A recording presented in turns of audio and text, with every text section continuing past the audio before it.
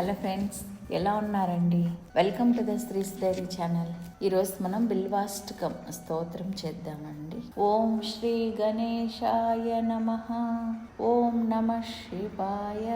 త్రిదళం త్రిగుణాకారం త్రినేత్రం త్రియాయుధం త్రిజన్మ పాప సంహారం ఏకబిల్వం శివార్పణం त्रिशाखैर्चिल्वपत्रैश्च अच्छिद्रैः कोमलैः शुभैः तव पूजां करिष्यामि एकबिल्वं शिवार्पणम् दर्शनं बिल्ववृक्षस्य स्पर्शनं पापनाशनम् अघोरपापसंहारम् एकबिल्वं शिवार्पणम् सालग्रामेषु विप्रेषु तटाके वनकूपयोः यज्ञकोटिसहस्राणाम् एकबिल्वं शिवार्पणम् दन्तकोटिसहस्रेषु अश्वमेधशतानि च कोटिकन्याप्रदानेन एकबिल्वं शिवार्पणम् एकञ्च बिल्वपत्रञ्च कोटियज्ञफलं लभेत् महादेवस्य पूजार्थम् एकबिल्वं शिवार्पणम् काशीक्षेत्रनिवासञ्च कालभैरवदर्शनम् गया प्रयागौ दृष्ट्वा च एकबिल्वं शिवार्पणम् उमया सह देवेशं वाहनं नन्दिशङ्करं मुच्यते सर्वपापेभ्यो एकबिल्वं शिवार्पणम्. శివ పంచాక్షరి స్తోత్రం చదువుదామండి. నాగేంద్రహారాయ త్రిలోచనాయ భస్మాంగరాగాయ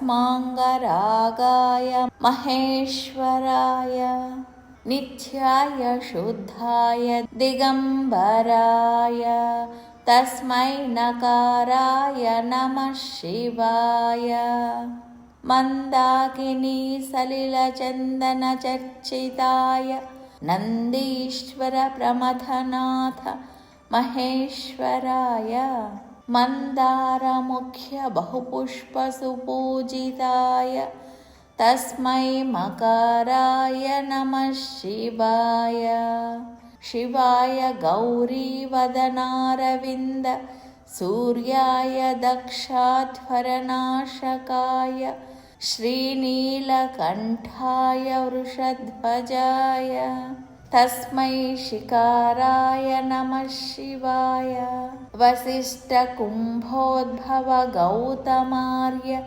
మునీంద్రదేవార్చితశేఖరాయ చంద్రార్కవైశ్వానరలోచనాయ తస్మై వకారాయ నమః శివాయ యక్షస్వరూపాయ జటాధరాయ పినాకహస్తాయ సనాతనాయ దివ్యాయ దేవాయ దిగంబరాయ తస్మై యకారాయ నమః శివాయ పంచాక్షరమిదం పుణ్యం యః పఠేత్ శివసన్నిధౌ శివలోకమవాప్నోతి శివేన సహ మోదతే.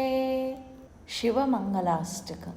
భవాయ చంద్రచూడాయ నిర్గుణాయ గుణాత్మనే కాలకాలాయ రుద్రాయ నీలగ్రీవాయ మంగళం వృషారూఢాయ భీమాయ వ్యాఘ్రచర్మాంబరాయ చ పశూనాం పతయే తుభ్యం గౌరీకాంతాయ మంగళం భస్మోద్ధూళితదేహాయ